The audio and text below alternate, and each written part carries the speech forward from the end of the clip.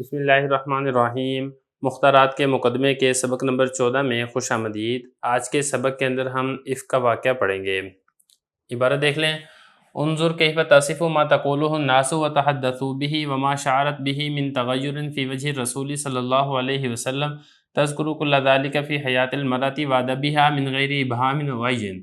قالت عائشة فقدمنا المدينة فاشتكيت حين قدمت شهرا والناس يفيزون في أصحاب الإفك لا أشعر بشيء من ذلك وهو يريبني في وجعي أني لا أعرف من رسول الله صلى الله عليه وسلم اللطف الذي كنت أرى منه حين أشتكي إنما يدخل علي رسول الله صلى الله عليه وسلم فيسلم ثم يقول كيف تيكم ثم ينصرف فذلك يريبني ولا أشعر بالشر وتذكر توجعها من الخبر المشاع فتقول فبكيت يومي ذلك كله لا يرقى لي دمع ولا أكتحل بنوم قالت وأصبح أبواي عندي وقد بكيت ليلتين ويوما لا أكتحل بنوم ولا يرقى لي دمع حتى أني لا أظن أن البكاء فالق كبدي۔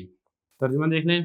آپ دیکھیے حضرت عائشہ رضی اللہ عنہ کیسے بیان کر رہی ہیں ان باتوں کو جو لوگ کہہ رہے تھے اور لوگ باتیں کر رہے تھے ان کے بارے میں، اور جو حضرت عائشہ رضی اللہ عنہ نے محسوس کیا اس تبدیلی کو جو کہ انہوں نے رسول اللہ صلی اللہ علیہ وسلم کے چہرے میں دیکھی تھی، وہ یہ سب ذکر کر رہی ہیں عورت کی حیا اور اس کے ادب کے باوجود بغیر کسی ابہام اور عاجز آنے کے۔ حضرت عائشہ رضی اللہ عنہ فرماتی ہیں کہ ہم مدینہ میں آئے اور مجھے شکایت رہی بیماری کی۔ جب میں مدینہ میں آئی 1 مہینے تک اور لوگ شامل ہو رہے تھے اصحاب عفق کی باتوں میں، اور مجھے ان میں سے کسی بات کا شعور نہیں تھا، اور جو چیز مجھے شک میں ڈالتی تھی اس بیماری میں وہ یہ تھی کہ میں رسول اللہ صلی اللہ علیہ وسلم سے اس مہربانی کو محسوس نہیں کرتی تھی جو کہ میں آپ صلی اللہ علیہ وسلم سے دیکھا کرتی تھی جس وقت میں بیمار ہوتی تھی۔ سوائے اس کے نہیں، رسول اللہ صلی اللہ علیہ وسلم میرے اوپر تشریف لاتے تھے، سلام کرتے تھے، پھر یہ کہتے تھے کیف تیکم، تم کیسی ہو، پھر چلے جاتے تھے، اور یہ والی بات مجھے شک میں ڈالتی تھی اور مجھے کسی برائی کا احساس نہیں تھا۔ اور پھر وہ ان پھیلی ہوئی خبروں سے پہنچنے والی تکلیف کا تذکرہ کرتے ہوئے فرماتی ہیں کہ میں روتی رہی اس دن، تمام کا تمام دن میرے آنسو تھمتے نہیں تھے اور میں نے نیند کا سرما نہیں لگایا تھا۔ حضرت عائشہ فرماتی ہیں کہ صبح ہوئی اور میرے والدین میرے پاس آئے اور میں روتی رہی تھی 2 راتیں اور 1 دن کہ میں نے نیند کا سرما نہیں لگایا تھا اور میرے آنسو نہیں روکے تھے، یہاں تک کہ مجھے یہ گمان ہونے لگا کہ یہ رونا میرے جگر کو چیر دے گا۔ عبارت اور ترجمہ ہو چکا ہے، اب چلتے ہیں لغوی صرفی تحقیق کی طرف۔ پہلا لفظ دیکھیں تاسفو، واصفہ یصفو، باب اس کا آتا ہے ضربہ یضربو، اور توصفو تھا، پھر اس کے بعد قانون لگا تاسفو ہو گیا۔ واحد مؤنث غائب فعل مضارع معلوم کا صیغہ ہے، صفت بیان کرنا، کسی کی کوئی بات بیان کرنا۔ قال یقول، اس کا مطلب ہوتا ہے بات کہنا۔ تحدث یتحدث تحدثا، اس کا مطلب بھی بیان کرنا، بات کرنا ہی ہوتا ہے، باب اس کا تفاعل ہے، جمع مذکر غائب فعل ماضی معلوم کا صیغہ ہے۔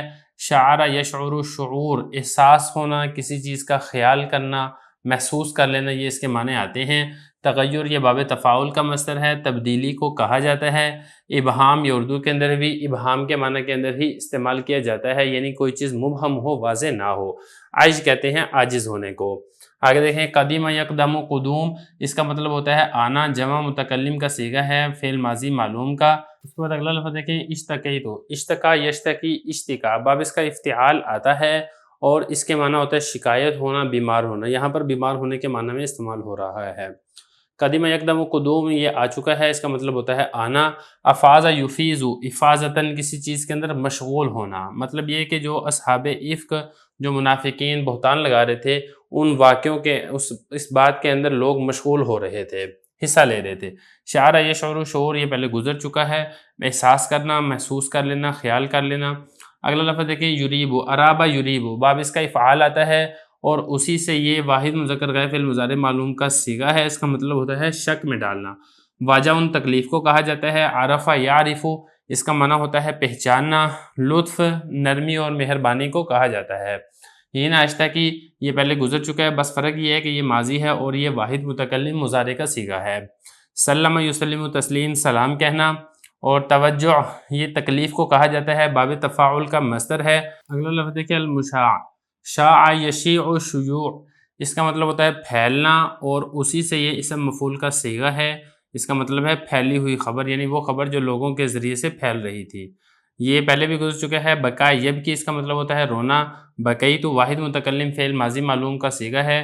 رکا یرکو اس کا مطلب ہوتا ہے تھمنا، رکنا، لا یرکو کا مطلب ہوگا نہیں رک رہے ہیں۔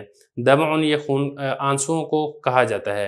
اکتحل یکتحلو، اکتحال یہ کحل سے ہے، کحل سرمے کو کہا جاتا ہے۔ باب افتعال سے واحد متکلم کا یہ صیغہ ہے اور اس کا مطلب ہے مضارع کا یہ صیغہ ہے۔ لا اکتحلو میں نے سرما نہیں لگایا نیند کا، مطلب کیا ہے کہ میں سوئی نہیں تھی۔ ابوایا یہ اصل میں تھا ابن کی تثنیہ ہے، ابوان والدین کو کہا جاتا ہے۔ جب اس کی اضافت کی گئی واحد یا ضمیر کی طرف تو نون حذف ہو گئی ہے۔ اور اس کے بعد اگلا لفظ دیکھیں بکا، یہ رونے کو کہا جاتا ہے۔ اس کے بعد اگلا لفظ دیکھیں فالک، فلک یفلک فلکن، پھاڑنا، چیرنا، یہ اس کے معنی آتے ہیں۔ اسی سے اسم فاعل کا صیغہ ہے چیرنے والا۔ کبد یہ جگر کو کہا جاتا ہے، اس کی جمع آتی ہے اکباد اور قبول۔ عبارت ترجمہ لغوی صرفی تحقیق ہو چکی ہے، اب چلتے ہیں اس کی تشریح کی طرف۔ حضرت علامہ ابو الحسن علی ندوی رحمۃ اللہ علیہ فرما رہے ہیں کہ آپ دیکھیں حضرت عائشہ رضی اللہ عنہ کس طریقے سے بیان کر رہی ہیں، جو لوگ ان کے بارے میں باتیں کر رہے تھے اور لوگ جو ان کے بارے میں کلام کر رہے تھے، اور جو حضرت عائشہ رضی اللہ عنہ نے محسوس کیا تھا رسول اللہ صلی اللہ علیہ وسلم کے چہرے میں تبدیلی کو۔ تو حضرت عائشہ رضی اللہ عنہ یہ ساری باتیں ذکر کر رہی ہیں، باوجود اس کے کہ عورت کی جو حیا ہوتی ہے عورت کے اندر، وہ یہ والی باتیں کرنے سے کتراتی ہے، لیکن حضرت عائشہ رضی اللہ عنہ نے ایک طرف تو حیا کا دامن پکڑے رکھا ہے، اس کے ساتھ ساتھ ان ساری باتوں کو بہت اچھے اور خوبصورت طریقے سے بیان کیا ہے۔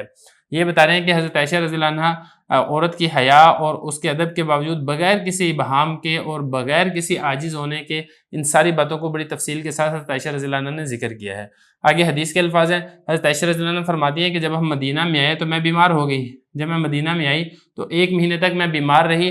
لوگ جس چیزوں میں مشغول ہو رہے تھے، جو اصحاب افک یعنی جن منافقین نے میرے اوپر تہمت لگائی تھی، لوگ اس کے پھیلانے کے اندر مشغول ہو رہے تھے، مجھے اس باتوں کا شعور نہیں تھا۔ لا شعور بشیء من ذالک، مجھے کوئی شعور نہیں تھا۔ البتہ اس بیماری کے اندر جو میں بیمار تھی، مجھے جو چیز شک کے اندر ڈالتی تھی وہ یہ تھی کہ پہلے جب میں بیمار ہو جاتی تھی تو رسول اللہ صلی اللہ علیہ وسلم میرے ساتھ بڑی شفقت اور مہربانی کا معاملہ کیا کرتے تھے، لیکن اس بیماری میں مجھے حضور صلی اللہ علیہ وسلم سے وہ شفقت اور جو مہربانی تھی وہ محسوس نہیں ہوئی۔ یہ فرما رہے ہیں کہ میں نے پہچانا نہیں رسول اللہ صلی اللہ علیہ وسلم سے اس مہربانی کو جو میں آپ صلی اللہ علیہ وسلم سے دیکھا کرتی تھی جس وقت میں بیمار ہوتی تھی۔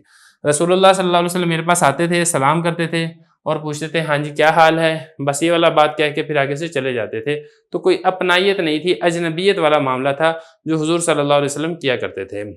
تو فرما رہے تھے کہ مجھے یہ والی چیز شک میں ڈالتی تھی، لیکن مجھے کسی برائی کا وہ شعور نہیں تھا کہ کوئی مسئلہ چل رہا ہے، میرے بارے میں کوئی ایسی باتیں ہو رہی، مجھے اس باتوں کا نہیں پتہ تھا۔